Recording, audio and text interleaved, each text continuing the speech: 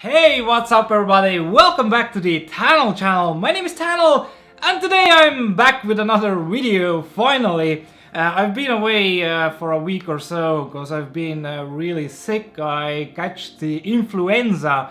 About 20 plus people have died this year into it, so yeah, it was kinda serious, I guess.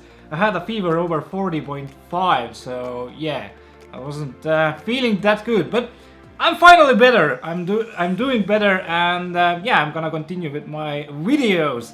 And oh god, there's so much new stuff that I should cover, and I'm right now trying to get a AMD RYZEN board and a CPU, and also I'm trying to figure out how I'm going to receive a 1080 Ti to review. But anyway, today I'm gonna give my verdict for the MSI Tomahawk, the H270 board from MSI, which is the Arctic version, and yeah, looks absolutely magnificent in its white color scheme. So yeah, let's take a closer look, and I'm gonna give my rating for this board, if you should buy it or not.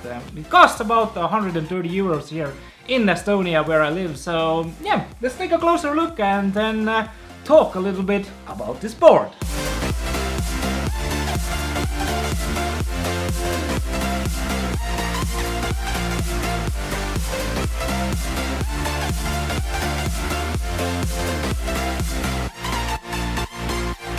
Alright, so as some of my subscribers know, I did receive the board a couple of weeks ago, but yeah, as I told you guys, I did fall ill, and I'm just about now recovering. But yeah, I mean, it is a socket 1151 board, which supports all the Kaby Lake CPUs as well. Now, the main thing with this board you have to understand is that there is no overclocking functionality on the CPU side, so keep this in mind. You can of course overclock your video card and RAM, just not the CPU. So the main choice here are definitely the CPUs without the K behind them, like the 7700 or the 7600. Now, the first impressions from the board, I mean, nothing bad to say here, looks really good and definitely a good choice if you're building a white ass PC. Now, the white color scheme with the black and silver does look really cool, but I do have some things I personally would have changed on this board. Make it a bit more expensive, but have all the PCI Express lanes made with the MSI steel armor. And yeah, also for some real odd reason, I guess to keep the costs down a little bit, the back cover plate is, well, it's from cheap ass plastic. It's from plastic. I mean it looks metallic at least. You can't really tell if it's plastic or not, but come on, how much did you save cost with this move? Also, I feel that the MOSFET radiators could have had a bit more interesting design to it, but that's about it with my minor complaints about the looks of the board. In any case, it does look really awesome, and for 130 euros here in Estonia, it's definitely one of the better 270 boards out there. But yeah, let's talk a little bit about the specifications also. So, of course, it supports a wide range of socket 1151 CPUs, but also supports AMD Crossfire for your dual Vega power setup, but sadly doesn't support SLI, so I guess the biggest cons for this board have to be the absence of overclocking ability for the CPUs and the absence of SLI support. But we do have two M.2 ports with speeds up to 32 gigabits per second. You can use them in RAID 0, but the limitations of the M.2 technology will not let you go faster than 32 gigabits per second. The board also comes with DDR4 boost technology, with all the memory sockets being covered with the MSI steel armor, which makes the sockets stronger and also minimizes the AMI. Well, that's what MSI says at least. I haven't had any issues with sockets breaking on me before, but I do love how the sockets look covered with the metallic steel armor. And yeah, the Arctic also comes with the MSI Mystic Light, Although you cannot change the color of the LEDs or the way they work, so it's just on always. I would have loved to see at least the option to make it breathable, wavy, or just off.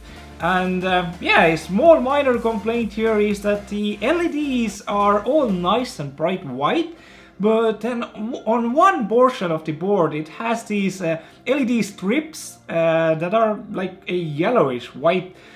Doesn't look good in my opinion, but it's a really small portion and might just be a personal thing here. Anyhow, coming to 10 boards. On the Arctic Pack I/O we can find one PS2 board, two USB 2.0 Type A boards, one DVI-D board, one USB 3.1 Gen 2 Type A board, one USB 3.1 Gen 2 Type C board, and 4 USB 3.1 Gen 1 Type A boards. Also one HDMI, one LAN, the audio jacks of course, and an optical out connector.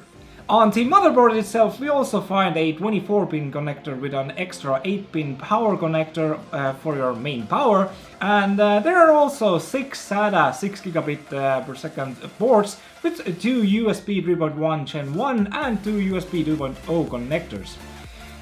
For fans we can find 4 4-pin system fan connectors with an extra one especially for your water cooler or your water pump, and one for the CPU of course.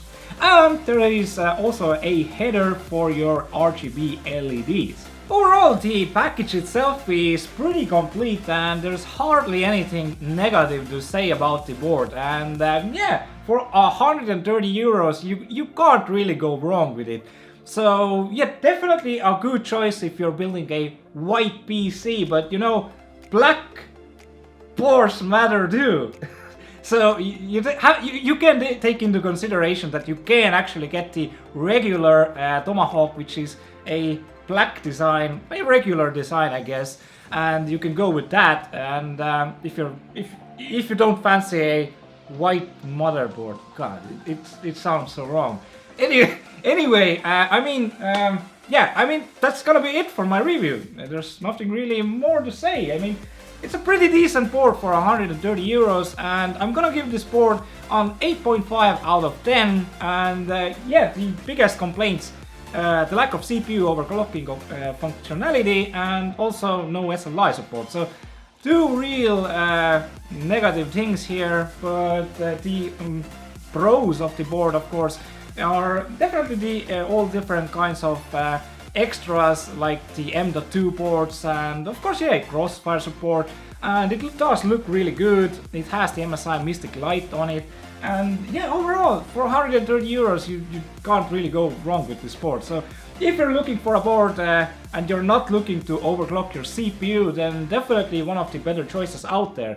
So definitely take a look on this board if you're trying to make a purchase around 130 euros. Anyway, that's gonna be it for my quick little review here. If I missed out on some stuff here, definitely leave a comment down below. So if I'm gonna make some future reviews from other motherboards, then I can take that into consideration. But yeah, anyway, thanks for watching my video here. My voice is starting to go again. I'm like 85% well at the moment, but definitely not 100%. Anyway, thanks for watching my video here. Leave a like, definitely subscribe to my YouTube channel, and I'll be seeing you soon, guys. Hopefully in an AMD RYZEN and 1080 Ti review. Anyway, ciao for now.